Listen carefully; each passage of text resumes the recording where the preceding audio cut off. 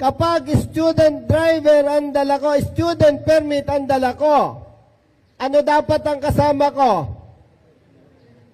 Mali.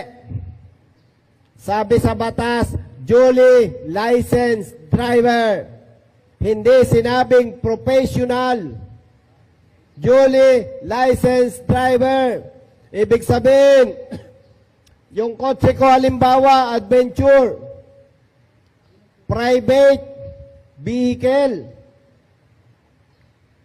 Ako non-proof. Bakit?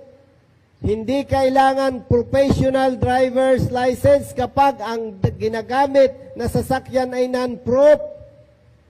So kung minamaneho ko yung aking adventure, pribadong sasakyan, hindi ko kailangan professional driver's license.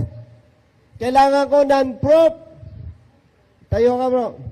Ito naman kapatid ko halimbawa, may student permit. Sabi niya, Kuya, may student permit. Ah, ganun ba? O sige, ikaw magmaneho dito.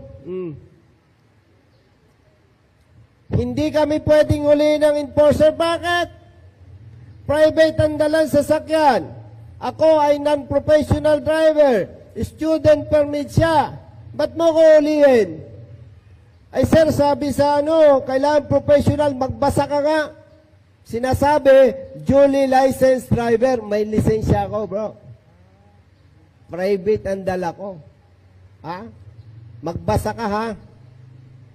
Marami rin sa LTO, hindi alam yan. Professional daw. No.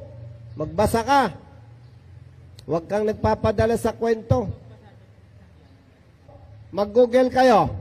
Student permit. Click nyo. Makikita nyo doon. Accompanied by a duly licensed driver. Hindi sinabing professional. Ah?